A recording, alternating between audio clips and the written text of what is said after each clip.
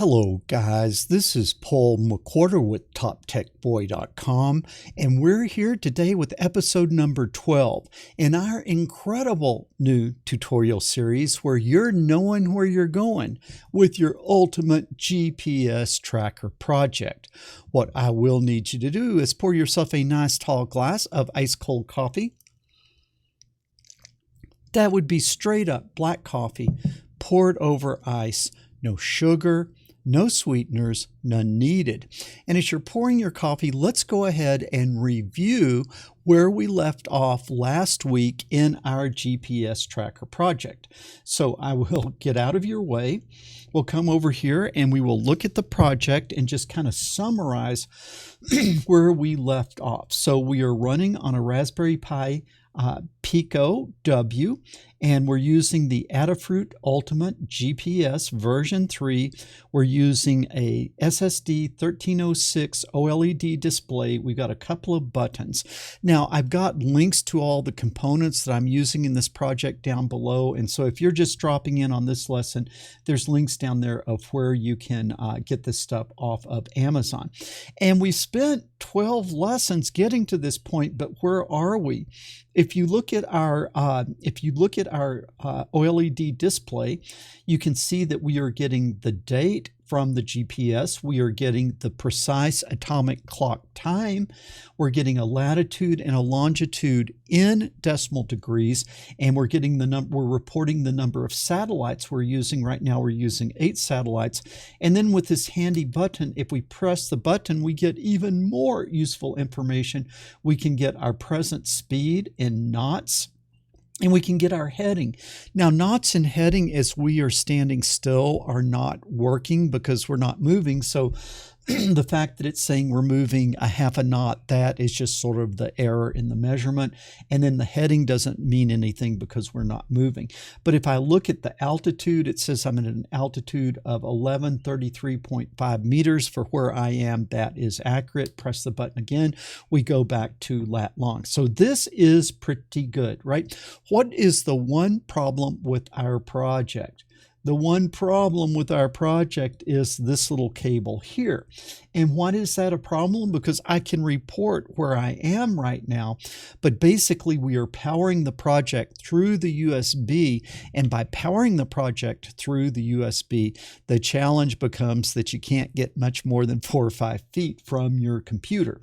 So what are we going to do today? We are going to look at how to remotely power, or how to power our GPS tracker project for remote operations. We want to go portable. We want to go mobile. And so what I'd shown you is you guys needed to get this little Breadvolt by Sunfounder, and you can see that this thing has a built-in battery and it's very intelligent in knowing how to charge, and we're going to power this whole project using the Breadvolt, and then we're going to get rid of this cable here, okay? But we've got to be very careful in doing that. We've got to be very careful and very deliberate in how we do that. You can see that presently the power is coming to the project through the USB. Then with that, this pin 40 has a voltage that is coming from the USB. That voltage is powering up my power rail down here, and then that 5 volts is being used to power the GPS, and then the GPS is grounded here. Now the thing is, the SSD 1306 OLED, it wants to operate at 3.3 volts, and so I come down here to this pin, which is like the 5th, 1, 2, 3, 4, 5. That's the 5th pin down. That is actually, if we look over here, that is the 3.3 volt out pin, the 3.3 volt out pin. And what we're doing is we're grabbing the 3.3 out from the Raspberry Pi Pico W, and we're bringing it up here to power up this rail. And so this rail is operating at 3.3 volts. We power up the SSD from the SSD from the 3.3 volts. The bottom rail is powered at 5 volts from the USB to give 5 volts to the GPS, okay? The two buttons are powered by the GPIO pins. You know, we've got, I think, the pull-up resistors in there, and so these are just connected to ground, but they don't have to connect to a power rail, okay, if that makes sense. Now what we want to do is we want to move in and we want to connect this to the project, and we want to power it from this. Now, a couple of things you got to be really, really careful about and very deliberate about, and I'm going to be going through this in more detail, but you don't want to have this plugged in and turned on at the same time you have the USB cable plugged in, because if you do that, likely you're going to be trying to power things from two different voltage sources, and that can lead to disaster, okay? Now, sometimes maybe we're not super duper careful with our projects. We go a little fast and loose in the way that we do things, and sometimes I think, well, you know, it's what, 10, 15 bucks if you burn out the Raspberry Pi Pico W, so you're not just real mindful sometimes about the way you're doing things. But here, this cable, this USB cable, is going to the USB on my studio computer, which is a very high-end gaming computer. And what the danger is that if you plug this in and you have this on at the same time that this is on, there are different ways that you could be backfeeding voltage or current back to your main computer, and you don't want to damage the USB on your computer, or you don't want that current to somehow end up deeper into the system and cause problems with your desktop or your laptop computer. So if this is connected and on, you don't want to have this plugged in. If this is plugged in, you don't want to have this connected and on. You either need to be getting your voltage from this, or you need to be getting your voltage from this, but not both. Now, as I've gone through and used this, there's probably been a few times that I got careless or sloppy and maybe turned this on without remembering to unplug this, but just because it didn't burn out my computer that time doesn't mean that that's a safe thing to do, if that makes sense. Okay, so now let's jump in and let's start talking about how we're going to do this. Now, let's come over here and let's look at our pinout for our Raspberry Pi Pico W. Now, if you look at this, mine is laying over. So you see the pin 40 on the upper right, that pin 40 is this one here, okay? So you see I kind of laid that over like this. And so just make sure that you are oriented right. As we're talking, we're going to be talking about pin 40, 39, 38, 37, 36 along in here, and what each one of those pins does, so that we can make suitable choices of how to power the project, make suitable choices on how to power the project using the right one of those pins. Okay, so let's come back up here. Upper right is Vbus. Vbus is connected to the USB cable. So right now the power is coming in from the USB cable, and then that power is routed to pin 40 Vbus among other places. Okay, so you can see that I don't want to plug this in and then turn it on, because if I did, what would I be doing? I would be putting 5 volts here from the Breadvolt, and then that 5 volt would be coming over here and connecting to the 5 volts coming from the USB. So you have two voltage supplies connected together, and that is a recipe for disaster, because 5 volts is never exactly 5 volts, and if you have them a little bit off, you can get some very large currents flowing in one direction or the other. So one possible way that we could power this is that we could bring 5 volts from the Breadvolt, and we could then connect that to pin 40, and that would power up the Raspberry Pi Pico W, and then that would also power up our bottom rail at 5 volts, and then the 3.3 volts on the 3.3 volts up here, the 3.3 volts the 3.3 volts up here, we could still get from this pin here. So that would be one way to do it, but that is not the way that we are going to do it. Okay, so now if we talk about the Vbus pin, the Vbus is directly connected to the USB.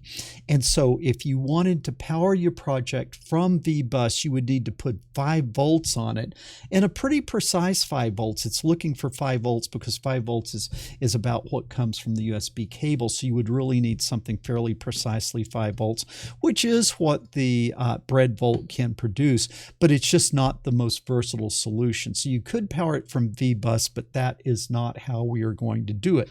If we look at pin 39, Vsys, Vsys is an input. It's a voltage input that allows you to power your Raspberry Pi Pico W by putting between 1.8 volts and 5.5 volts on Vsys. So what is the advantage of using Vsys over Vbus? Vsys operates over a wider voltage range than Vbus, and so with other things being equal, it is better to use Vsys than Vbus. Now, next down in 37, you can see 3V3. That means like 3.3 volts enabled. That allows you to turn on or off the 3.3 volt regulator depending on what you connect that to. We're not using that. But just because it says 3V3, that is not an input, that is not an output, that is an enable. So just don't mess with that if you don't have a very good reason to. Then we go to pin 36, and pin 36 is an out pin. It's 3.3 volts out.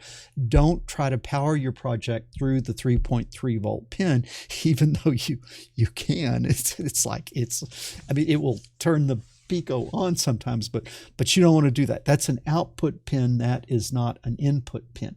So between these 1, 2, 3, 4, 5 pins, what are our options? Our options are to use Vbus or Vsys, and for the reasons that we outlined above, we are going to use Vsys. Now, if we're going to use Vsys, then what we want to make sure is that down here we are powering this bottom rail up at 5 volts.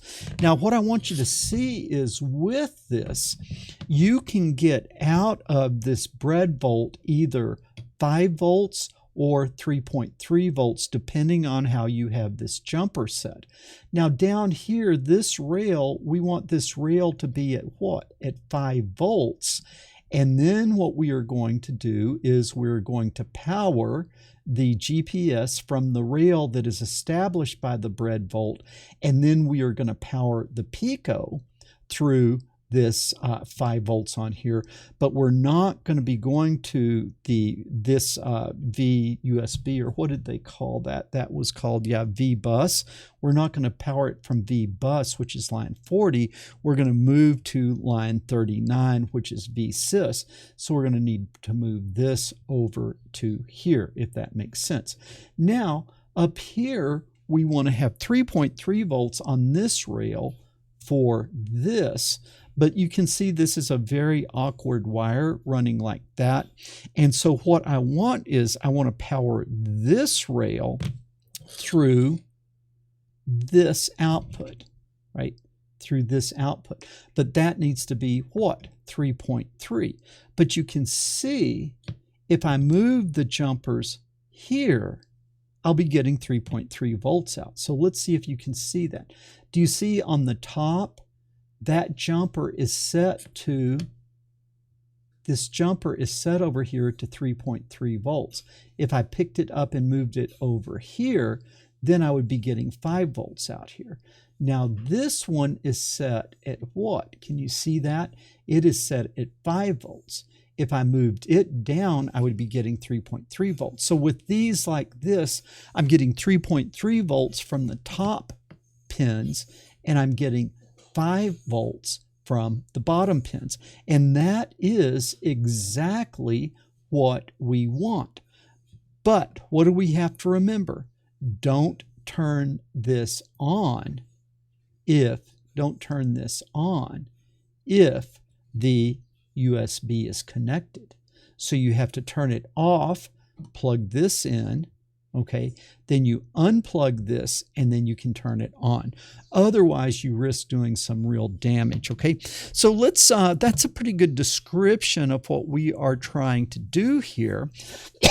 So let me come over here and let's see if we can look at the schematic, okay? Let's see if we can look at this schematic. And I might need to get out of your way a little bit further. Okay, that's a little bit further. So what's the first thing that we want to do? We want to go get our Breadvolt. So I'm going to grab my Breadvolt and I'm going to come and I am going to plug it in. And this did not, I think, plug into the right spot. Like that. Okay, so now I've got my Breadvolt. All right, so what do I make sure? I make sure that it is switched off before I plug it in. So it is switched off and it's plugged in. It's okay to have it here as long as it's off. Okay, so it's off. Now up here, what do I have this set to? I've got this set to 3.3 volts. And so I'm gonna pull this down to just make sure that you can see that this is set to 3.3 volts. And this bottom one is set to what? 5 volts. All right. So that gets those configured correctly. 3.3 volts and 5 volts. Now this is a what? This is a 5 volt rail now. And I'm going to be powering the Pi Pico from that, but I don't want pin 40. I want the Vsys pin 39. And so what do? I move this wire over here. Now, this top rail, the top positive rail, the second from the top row, that I am going to power that up from the Breadvolt. So I'm going to take this yellow wire out, that long awkward wire. I'm going to get rid of that. And now I'm going to power this VSS from the 3.3 volt rail. Like that.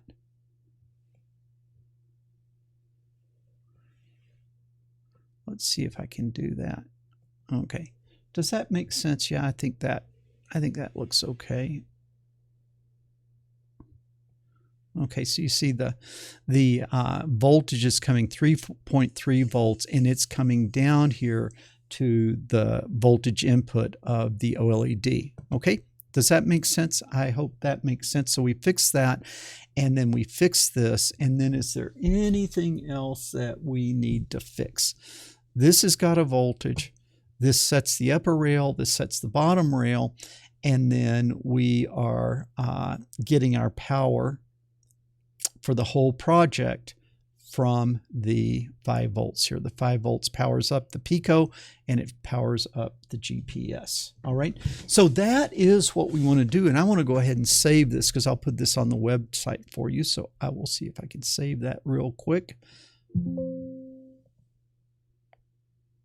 I will save that as 5. All right. Okay, so that's what we want to do. Now let's come over here and let's see if we can do that. All right, so what I'm going to do is I'm going to come over here and let's start working on this thing. So the first thing that I'm going to do is I'm going to take this wire off. Right? Why am I taking that wire off? I'm taking that wire off because I don't want to get the 3.3 volts from here. I want to get it from the Breadvolt. Okay, now what I'm going to need to do is I'm going to need to get a, well, actually here, you can see that I've got it. All right, so I was providing the voltage to the rail, and then this is getting the voltage from the rail to here. So that should still be okay. If you were connected from here directly to here, then what you do is you need to add this wire where the VCC, you're getting that from the top rail. Okay, so this is powered from the top rail. This is powered from the bottom voltage rail. the bottom voltage rail here. And now what do I need to do? I need to move this over to pin 39. So let's see if I can do that. Okay, so now you can't see what I'm doing, but okay. So now the rail is connected to pin 39, and the rail is going to be energized by the Breadvolt. Okay, so that's all good. And I think that I could plug this in now. But before I do that, there's one other little bookkeeping thing that we need to do. And let me go ahead and get that straight. And we want to start with the code that we ended up with last time. And that I think I can get right over here. Let's see if we can.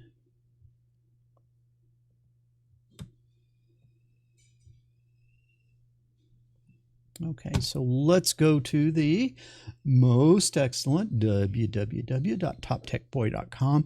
You want to search on the lesson Getting Altitude Data from the GPS NEMA Sentences, and this is the schematic. Now, this was the old schematic. What we've done now is we're adding the Breadvolt here, and we've moved things down a little bit, but we want to get this code. Okay, we want to get that code, and then what we are going to do is we are going to come over to Thonny, okay, and then what I'm going to do is I'm going to paste that into Thonny like that, and now we are going to run it, and we're going to see if this is working. So I just want to make sure that now this is not going to be working. Why is this not going to be working? Because right now I don't have power coming to the OLED because I haven't put the Breadvolt on yet.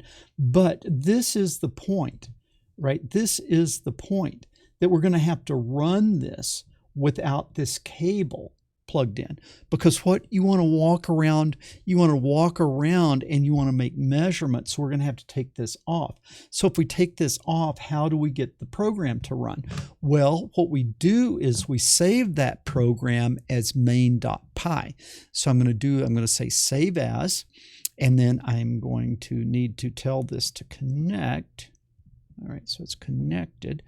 Now let's see if I can say file save as to the Raspberry Pi Pico W. All right, and the problem is it seems like that maybe has the program running already. Okay, so now let's see if I can connect. Okay, and what is the problem there? The problem is that thread. Okay, so I've got to unplug it and plug it back in. All right, and so now that hopefully killed the thread.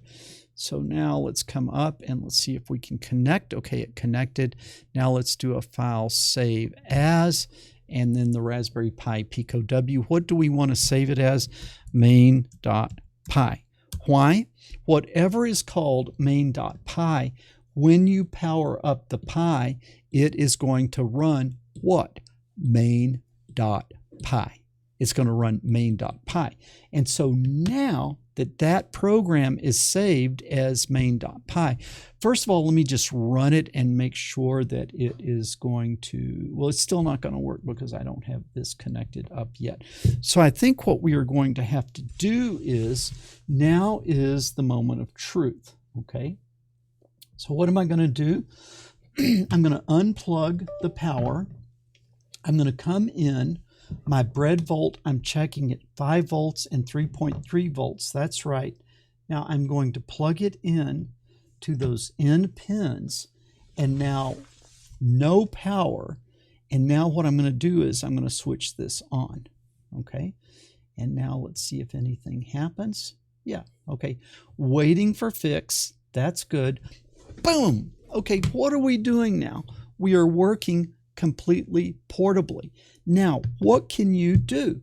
You can walk around and you can watch your latitude and your longitude change. You can watch your latitude and longitude change.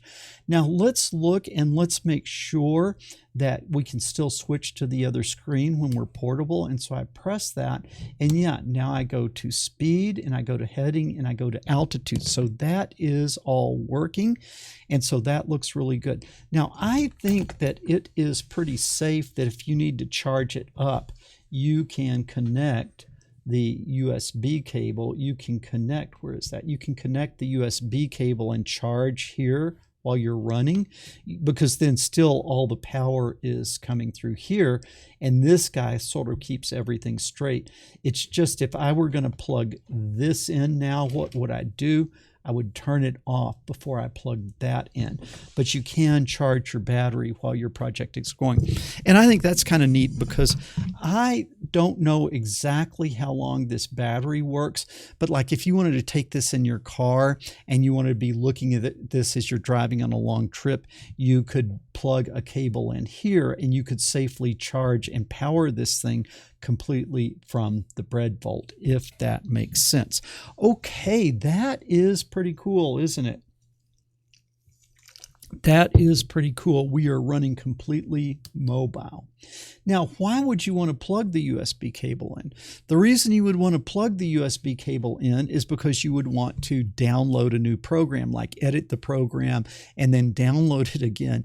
And then what you got to make sure is that before you do that, you switch this off. So you are ready to now run remotely, run in a portable or mobile section.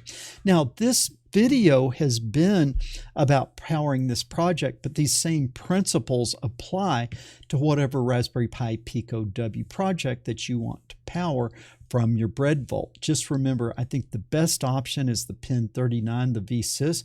Make sure your grounds are coming down. And then if you need something with 3.3 volts, make this top rail your 3.3 volt rail by moving this this jumper. Now what you could do is, if you wanted everything 3.3 volts, you could move this here, but I seem to have convinced myself that this VN pin works better at 5 volts than 3.3 volts. The VN pin works better at 5 volts than 3.3 volts. Just felt like I was getting fixes faster when I did things that way. Okay, guys. This has been a lot of fun. Okay, and let me come back over here. And so let's talk about your homework assignment. Your homework assignment is to just basically get this thing hooked up and get it where you're running remotely. And then what I want you to do is I want you to walk around and I want you to take some measurements. Okay, I want you to walk around and take some measurements, see if your remote measurements are good. And then the other thing I want you to do, wow, I'm getting 10 satellites here. That is amazing. I get excited about getting a lot of satellites, 10 satellites. And then what your homework assignment is also, if you could get in the car with this and if you could drive, because we've done this coding on the to get the speed and the heading, but since we've always been tethered down with this cable, we haven't been able to test that. So you guys test this and see if your heading measurement and your speed measurement, and heading is from north, and so if you're heading north, it should read 0. If you're heading east, it should read 90. South would be 180. West would be 270, and then it should come back to 0 when you're heading north again. Okay, so I want you guys to verify that that part of our code is working, and then just make a little video showing that your remote points are accurate and that you're getting accurate readings for your speed and your heading. Then next week, what I will do is we're going to switch gears a little bit. You see, we've kind of got our system put together now. Now let's see if we can start making it do some more new and useful things. And so next week I'll be showing you some math, and it's kind of like some pretty important math. And so I'll show you how we can kind of understand things like how far we are apart if we go from one GPS location to another GPS location. What is the distance between those two locations? So calculating distance between lat long points is what we will be looking at next week, and then we'll be spending a few weeks getting some functions put together where our project can calculate distances based on GPS readings. Okay, guys, I hope you're having as much fun taking this class as I am making it. I want to always take this opportunity at this point to give a shout out to my Patreons, that right now it is the Patreons that are keeping me in the game. Without your support, I could not continue to provide high quality content every single week. So thank you guys. You can also help me by giving a thumbs up to this video and leaving a comment down below. If you haven't already subscribed to the channel, when you do, make sure you ring that bell so you'll get notification when future lessons drop. And most importantly, share this video with other people, because the world needs more people working on engineering projects and fewer people sitting around watching silly cat videos. Paul McWhorter with TopTechBoy.com. I will talk to you guys later.